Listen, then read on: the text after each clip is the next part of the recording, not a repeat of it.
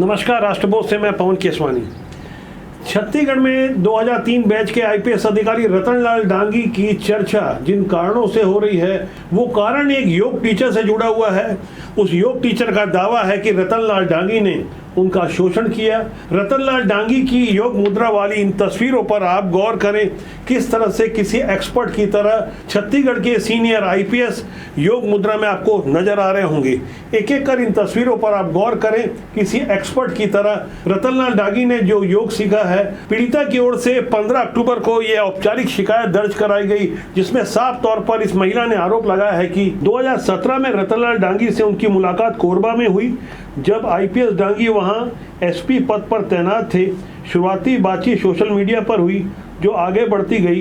दंतेवाड़ा में पदस्थापना के दौरान वह वीडियो कॉल के माध्यम से उन्हें योग सिखाती थी। बाद में राजनांदगांव और सरगुजा में आईजी बनने के बाद डांगी ने कथित रूप से उन्हें परेशान करना शुरू किया।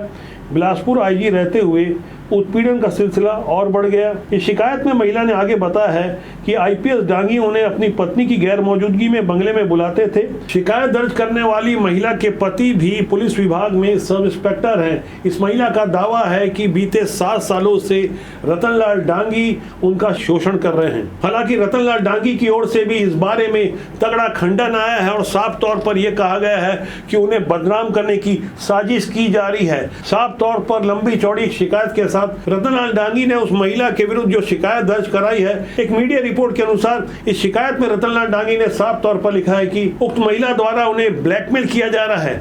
कब कब क्या क्या किया जाता था, सिलसिलेवार ढंग से डांगी ने वो बातें लिखी है। लेकिन उससे पहले एक ऑडियो वायरल हुआ है, इस ऑडियो को आप गौर से सुनिए। सीनियर ऑफिसर ने आपको उनसे कंफर्म की जो भी बातें लोगों लिख के दिए हैं, इसमें तो पूरी झूठ है। एक बता देंगे जो उन्होंने लिख के दिया है उनके खिलाफ।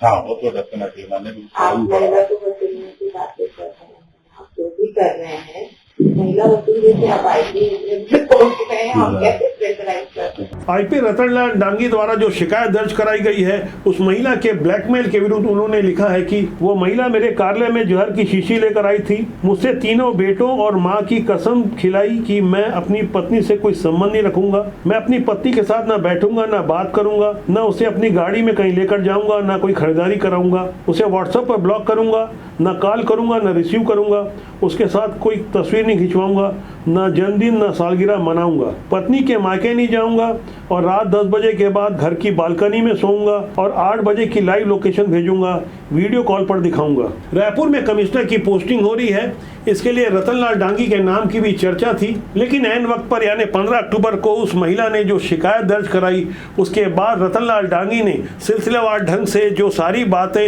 अपनी शिकायत में दर्ज कराई है, उसमें साफ तौर पर लिखा है इस महिला का पति भी षड्यंत्र में शामिल है। उस महिला ने मेरे घर जबरन घुसकर अश्लील तस्वीरें दिखाकर मेरी छवि धूमिल की और जान पहचान वालों को अपमानित किया। उसने मुझे ब्लैकमेल किया, धमकाया, आत्महत्या का नाटक किया और परिवार तोड़ने की धमकी दी। मेरे वॉशरूम और बाथरूम की निजी पलों की स्क्रीनशॉट लेकर धमकी दी कि मैं उनकी शर्तें न मानूं तो फोटोज वायरल कर देगी और डीजीपी को शिकायत करेगी। और आखिरकार 15 अक्टूबर को पुलिस मुख्यालय पहुंचकर उस महिला ने शिकायत दर्ज करा दी। अंदर खाने क्या कुछ चलता रहा ये तो पड़ताल में स्पष्ट होगा, लेकिन टाइमिंग भी गजब की है। जब रायपुर में नए कमिश्नर की भर्ती होने को है तो क्या ये अंदर खाने की कोई विभागीय राजनीति है या कुछ और। पुलिस के इतने उच्च पदाधिकारी के विरुद्ध जब शिकायत हुई है तो चर्चा होना भी लाजमी है। ऐसी चर्चा में अंदर खाने जो कुछ चल रहा है, जिस तरह की ऑफिस पॉलिटिक्स चलती है, वो हम बखूबी समझते हैं।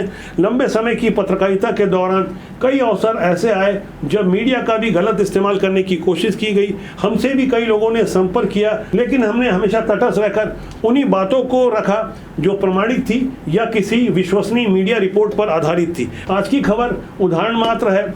वुमेन पावर का किस तरह से इस्तेमाल या दुरुपयोग किया जाता है, ऐसी कई खबरों का हाल में ही खुलासा हुआ है। रतनलाल डांगी ने जिस तरह से सिलसिलेवार ढंग से अपनी बातों को रखा और उस महिला ने जो शिकायतें प्रस्तुत की, यहाँ इस पूरे मामले की हकीकत क्या है, बहुत जल्दी इस पर पर्दा उठेगा। कुछ बड़े खुलासे के साथ कुछ बड़े खुलासे हम भी करेंगे। अब पता चला है कि विभागीय बदनामी को रोकने के लिए इस मामले को यहीं रोकने की कोशिश की जा रही है, यानी कानून से बाहर बहुत कुछ किसी और के हाथ में भी है। बहुत जल्दी मेरी फिर आपसे मुलाकात होगी किसी नए खुलासे के साथ। राष्ट्रबोध आपका अपना जनमंच है जिसका सूत्र वाक्य है राष्ट्र हित सर्वोपरि। नमस्कार।